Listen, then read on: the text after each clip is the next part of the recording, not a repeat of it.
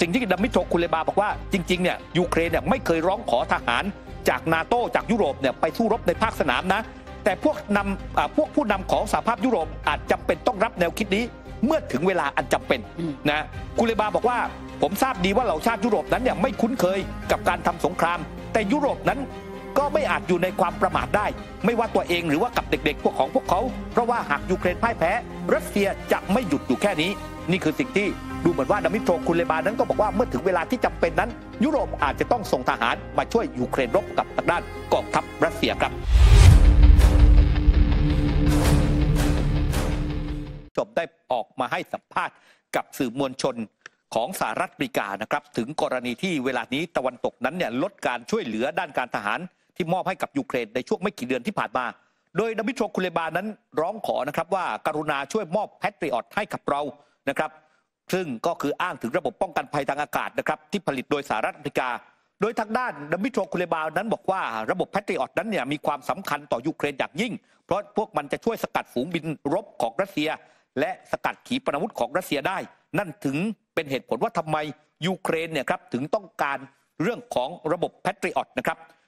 เป็นอีกครั้งหนึ่งที่ดมิโตรคุเลบานั้นเนี่ยแสดงความเสียใจต่อบรรดาสมาชิกสภาผู้แทนราษฎรพรรคริพับลิกันที่ขัดขวางความพยายามของรัฐบาลโจไบเดนในการผลักดันเงินช่วยเหลือก้อนใหม่ 60,000 ล้านดอลลาร์สหรัฐที่จะมอบให้กับยูเครนในขณะที่เขาปฏิเสธที่จะตอบคำถามกรณีที่เยอรมนีนั้นเนี่ยครับก็ยังปฏิเสธในการจัดหาขีปนาวุธพิสัยไกลทอรัสแก่ยูเครนโดยเขาบอกว่าเหนื่อยหน่ายกับคำถามเหล่านี้อย่างไรก็ตามเขาหลีกเลี่ยงที่จะวิพากษ์วิจารณ์เอ็มมานูเอลมาครงผู้นำของฝรั่งเศสนะครับกรณีที่ผู้นำฝรั่งเศสนั้นบอกว่าไม่ตัดความเป็นไปได้ในการส่งทหารของบรรดาชาติสมาชิกนาโต้เข้าไปในยูเครนซึ่งดมิโตรคุเลบาบอกแบบนี้ครับบอกว่าเรายินดีที่ได้เห็นประธานาธิบดีมาครงนั้นมีวิวัฒนาการในทิศทางที่ดีแล้วก็บอกว่าความเห็นของผู้นำฝรั่งเศสนั้นเนี่ยครับแม้ได้รับเสียงปฏิเสธจากชาติสมาชิกนาโต้อื่นๆแต่สิ่งที่ดมิโตรคุเลบาบอกว่าจริงๆเนี่ยยูเครนเนี่ยไม่เคยร้องขอทหารจากนาโต้จากยุโรปเนี่ยไปสู้รบในภาคสนามนะแต่พวกผู้นำของสหภาพยุโรปอาจจำเป็นต้องรับแนวคิดนี้เมื่อถึงเวลาอันจำเป็นนะคุเลบาบอกว่าผมทราบดีว่าเหล่าชาติยุโรปนั้นเนี่ยไม่คุ้นเคยกับการทำสงครามแต่ยุโรปนั้น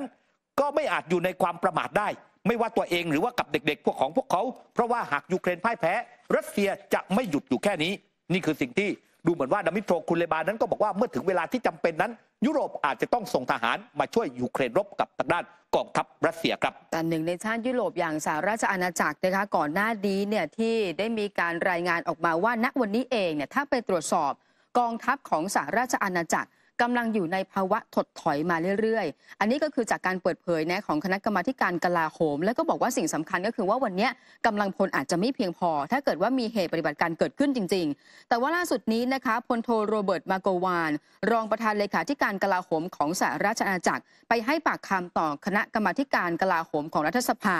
แล้วก็บอกว่าตอนนี้กองทัพเนี่ยขาดแคลนทรัพยากรอย่างรุนแรงอันนี้จริงโดยเฉพาะเรื่องของกระสุนถ้าเกิดว่ามันเกิดเหตุจำเป็นเกิดขึ้นจริงๆเนี่ยอาจจะไม่สามารถต้านทานได้โดยเฉพาะณวันนี้เงินที่รัฐบาลใช้จ่ายในด้านการกระสุนหรือว่าในการซื้อหากระสุนแม้ว่าจะเป็นจำนวนมากแต่มันยังไม่เพียงพอต่อภัยคุกคามต่างๆถ้าเราต้องมีการเผชิญวันนี้จำเป็นต้องมีการบริหารเรื่องของความเสี่ยงในการปฏิบัติการเนื่องจากว่าปัญหาที่เกิดขึ้นคือการขาดแคลนทรัพยากรแต่ว่าพลโทมาโกวานเนี่ยยืนยันว่าสหราชอาณาจักรนั้นพร้อมสำหรับการทำสงครามแต่ไม่ใช่กับทางด้านของรัสเซียสอดคล้องกันนะคะกับการที่สสมาร์คฟรังซัวสมาชิกคณะกรรมาการกลาโหมคนนี้ก็บอกว่ามันเป็นเรื่องที่ยากมากถ้าเกิดว่ากองทัพของสหราชอาณาจักรเนี่ยจะไปต้านทานรัสเซียแล้วก็เป็นเรื่องที่ยากมากถ้ากองทัพนั้นจะต้องอยู่ยาวนานมากกว่า2 เดือนในการสู้รบที่มันเต็มรูปแบบขณะที่รัฐมนตรีกลาโหมอย่างแกรนชาร์ฟนะคะณวันนี้เขาบอกว่าสิ่งสำคัญก็คือว่าทางกองทัพของสหราชอาณาจักรเองเนี่ยไม่ได้มีความกังวลเลยเพราะเขาเชื่อว่าวันนี้ยังอยู่กับนาโต้และเมื่อวันเกิดเหตุการณ์นั้นเกิดขึ้นจริงๆชาติสมาชิกนาโต้ก็คงจะไม่ปล่อยให้เขารับมือเพียงแค่ชาติเดียวแน่นอนค่ะครับคือทางด้านในส่วนของพลโทโรเบิร์ตมาโกวานนั้นเนี่ยนะฮะคุณผู้ชมคือพยายามที่จะบอกกับทางด้านรองประธานเสนาธิการพยายามบอกกับคณะกรรมาการกลาโหมเนี่ยนะ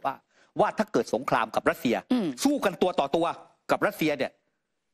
อังกฤษเนี่ยรับมือได้ไม่เกิน2 เดือนใช่ต้านไม่ไหวต้านไม่ไหวรับมือได้ไม่เกิน2 เดือนแต่รัฐมนตรีกลาโหมแกรนแชปนั้นบอกว่า ไม่เป็นไร ถ้าเรารบกับรัสเซียเนี่ยเราจะไม่รบอย่างเดียวดาย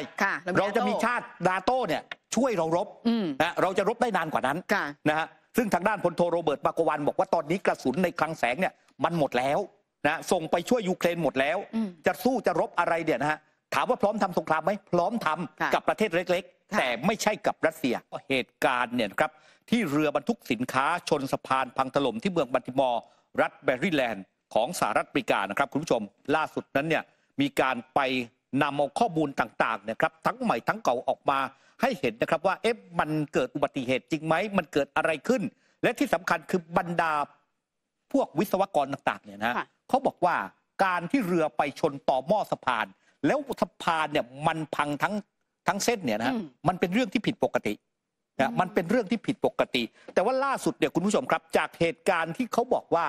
มันมีผู้สูญหายเนื่องจากว่ามีเจ้าหน้าที่ก่อสร้างคนงานก่อสร้างอยู่บนสะพานแล้วก็หล่นลงไปในแม่น้ำเนี่ยจำนวน6คนนั้นเนี่ยคุณผู้ชมมีการรายงานข่าวครับโดยพลเอกโรแลนด์แอลบัตเลอร์จูเนียร์ผู้กำกับการตำรวจรัฐแมริแลนด์แถลงว่าปฏิบัติการกู้ภัยนั้นกำลังถูกระงับนะครับและเปลี่ยนไปเป็นภารกิจการค้นหาผู้เสียชีวิตซึ่งเนื่องจากว่าเขาสันนิษฐานเนี่ยว่าคนงานทั้ง6คนเนี่ยที่ตกลงไปในแม่น้ำนั้นเนี่ยครับคือเสียชีวิตเป็นที่เรียบร้อยแล้วเนื่องจากว่าสภาพอากาศที่บันท้าทาย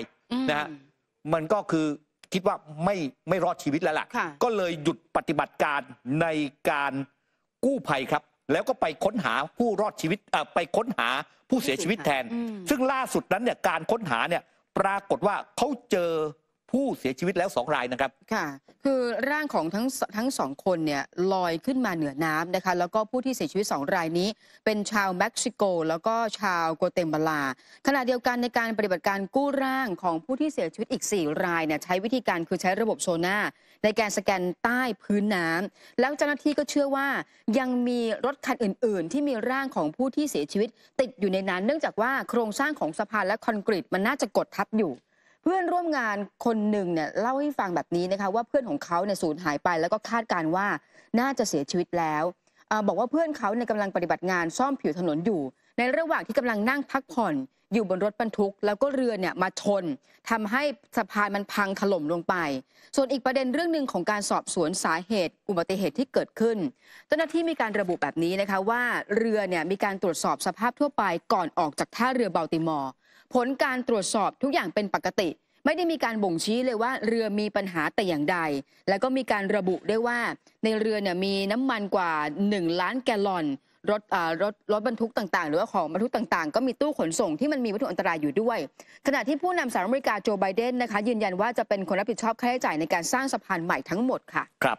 ในขณะที่ทางด้านจูเลียมิเชลนะครับซึ่งเป็นผู้จัดการร่วมของบริษัทคอนเทนเนอร์รอยัลตี้ซึ่งคอยตรวจระวางน้ำหนักของเรือสินค้าที่เข้าสู่ท่าเรือบัลติมอร์เนี่ยนะฮะออกมาให้ข้อมูลแบบนี้ครับบอกว่าในช่วง2 วันนั้นเนี่ยเรือดาลี่เนี่ยมีปัญหาเกี่ยวกับระบบไฟฟ้าอย่างรุนแรงทั้งไฟดับอย่างสิ้นเชิงและการสูญเสียกำลังของเครื่องยนต์เธอบอกว่าตู้แช่เย็นบนเรือทำให้เบรกเกอร์เนี่ยตัดอยู่ตลอดเวลาในขณะที่ช่างเทคนิคต้องใช้เครื่องปั่นไฟระหว่างแก้ไขปัญหาที่เกิดขึ้นในขณะที่ทางด้านเวสต์มัวร์ผู้ว่าการรัฐแมริแลนด์เปิดเผยว่าลูกเรือของเรือดาลี่แจ้งเจ้าหน้าที่ก่อนที่เรือจะชนว่าเรือสูญเสียพลังงานเขาบอกว่าการแจ้งนั้นเนี่ยคุณผู้ชมใช้7 นาทีก่อนที่เรือจะเข้าไปชนต่อหม้อเนี่ยนะคือ7 นาทีนั้นเป็นความโกลาหลที่ต้องไปสกัดรถเนี่ยไม่ให้ขึ้นสะพานนะแต่ว่าท้ายที่สุดเนี่ยก็สามารถที่จะยับยั้งรถเนี่ยไม่ให้วิ่งขึ้นสะพานทั้ง2 ฝั่งได้จนทำให้การสูญเสียเนี่ยมันน้อยนะครับทางด้านมิเชลระบุว่าปัญหาด้านพลังงานแบบที่เกิดขึ้นกับเรือดาลี่นั้นไม่ใช่เรื่องปกติและเหตุการณ์ในวันอังคารนับว่าเกิดขึ้นเนี่ยได้ยากมากพวกเขาไม่ควรปล่อยเรือออกจากท่าจนกว่าจะสามารถควบคุมปัญหาได้แล้วซึ่งเธอไม่รู้ว่าเจ้าหน้าที่บนเรือเนี่ยแก้ไขปัญหาได้แล้วหรือไม่ก่อนที่เรือจะออกเดินทางจากท่าและไปเกิดอุบัติเหตุชนกับต่อหม้อสะพานครับขณะเดียวกันนะคะถ้าเกิดว่าไปดูจากการรายงานนะคะเขาบอกว่าเรือดาลี่เนี่ยเคยชนท่าเรือเบลเยียมมาก่อนแล้วเมื่อปี 2559 นี่ไม่ใช่ครั้งแรกนะคะคือครั้งนั้นเนี่ยทางด้านของเว็บไซต์ที่มีการรายงานก็คือ Vessel Finder แล้วก็ Shipwreck เนี่ยมีการบันทึกข้อมูลเกี่ยวกับเหตุการณ์ทางทะเลระบุว่าเมื่อปี 2559 เรือสินค้าดาลี่ตอนนั้นความสูงเนี่ย290 เมตรความจุตู้คอนเทนเนอร์ 10,000 ตู้กำลังออกจากท่าเทียบเรือเมืองแอดเวิร์ป มุ่งหน้าสู่ท่าเรือเบอร์เมอร์ฮาเฟนทางเยอรมนีปรากฏว่า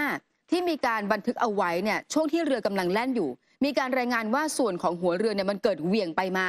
ทำให้ท้ายเรือเสียดสีกับท่าเรือสร้างความเสียหายเป็นอย่างมากทำให้เจ้าหน้าที่ต้องมีการควบคุมทั้งเรือแล้วก็รวมไปถึงเจ้าหน้าที่ด้วยนะคะขณะเดียวกันมีการระบุว่าตอนนั้นเองเนี่ยสภาพอากาศปลอดโปร่งเป็นปกติแต่มีการรายงานว่าเหตุการณ์ดังกล่าวนี้เกิดขึ้นเป็นฝีมือของกัปตันเรือแล้วก็ลูกเรือแต่ไม่ชัดเจนว่าลูกเรือคนใดที่อยู่บนเรือลำนี้นี่ไม่ใช่ครั้งแรกที่เกิดขึ้นเมื่อปี2519ก็เคยเกิดเหตุการณ์นี้มาแล้วค่ะครับไม่ใช่เฉพาะเกิดที่ปี2559นะฮะคุณผู้ชมครับเขาบอกว่าถ้าย้อนกลับไปเมื่อปี2562นะครับขออภัย2566นะฮะก็เรือลำเดียวกันเนี่ยคุณผู้ชมถูกกักเอาไว้ที่ท่าเรือในชิลีครั้งหนึ่งเหมือนกันครับเหตุการณ์ครั้งนั้นที่ในชิลีเนี่ยเกิดแบบเหตุการณ์เดียวกับที่บัลติมอร์เลยก็คือกำลังของเรือนั้นเนี่ยสูญเสียพลังงานไปสูญเสียกำลังคือพูดง่ายๆเครื่องยนต์มันขัดข้องนะฮะมันไม่ทำงานตามปกติมีการรายงานข่าวโดยโฆษกกองทัพเรือชิลีนะฮะบอกกับผู้สื่อข่าวบอกว่า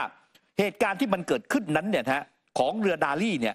ที่ผ่านมานั้นเนี่ยเรือเคยถูกกักเอาไว้ที่ท่าเรือซานอันโตนิโอที่ประเทศชิลีเมื่อวันที่27มิถุนายน2566เจ้าหน้าที่ท่าเรือของชิลีเนี่ยจัดประเภทเหตุขัดข้องดังกล่าวว่าเกี่ยวข้องกับแรงขับเคลื่อนและเครื่องจักรสนับสนุนซึ่งเจ้าหน้าที่ที่เกี่ยวข้องสามารถแก้ปัญหาและได้รับการตรวจสอบยืนยันจากเจ้าหน้าที่ในสถานที่จริงทำให้เรือสามารถเดินทางออกจากท่าเรือแห่งนี้ได้ในวันเดียวกันซึ่งอย่างไรก็ตามเนี่ยเขาบอกว่านี่ไม่ใช่ครั้งแรกที่เรือดาลี่ลงทะเบียนเป็นของสิงคโปร์ถูกกักเอาไว้ที่ท่าเรือต่างประเทศนะครับนับตั้งแต่เรือลำนี้เนี่ยถูกสร้างเสร็จเมื่อปี2558เนี่ยครับมันถูกกักตรวจสอบไปแล้วถึง27ครั้งนะคือเรือเนี่ยสร้างเสร็จปี58ปี59ไปชนกับท่าเรือที่เบลเยียมใช่ไหมและตั้งแต่ปี59มาจนถึงปัจจุบันเนี่ยถูกกักไปแล้วถึง28ครั้งและมีการขัดข้องของ2ครั้งรวมถึงชิลีเนี่ยนะฮะคือการขัดข้องเกี่ยวกับเครื่องยนต์นะครับส่วนอีกครั้งหนึ่งนะฮะอย่างที่บอกว่าเมื่อปี59ก็ไปกระแทกเนี่ยนะครับกับในส่วนของท่าเรือที่เบลเยียม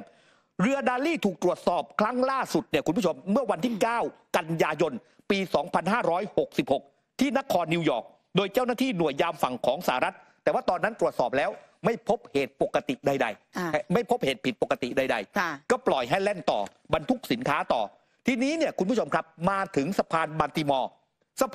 ร์หรือว่าสะพานฟรานซิสสกอตคีในเมืองบัลติมอร์แห่งนี้เขาบอกว่านี่ไม่ใช่ครั้งแรกนะที่เรือไปชนต่อหม้อเมื่อ44ปีที่แล้วปีพศ2523ก็เคยเกิดเหตุการณ์ลักษณะแบบนี้มาแล้วมาร่วมสนับสนุนท็อปนิวส์นำเสนอความจริงได้แล้ววันนี้เพียงกดปุ่ม Super Thanks แล้วเลือกจำนวนเงินตามที่ต้องการได้เลยครับขอบคุณครับ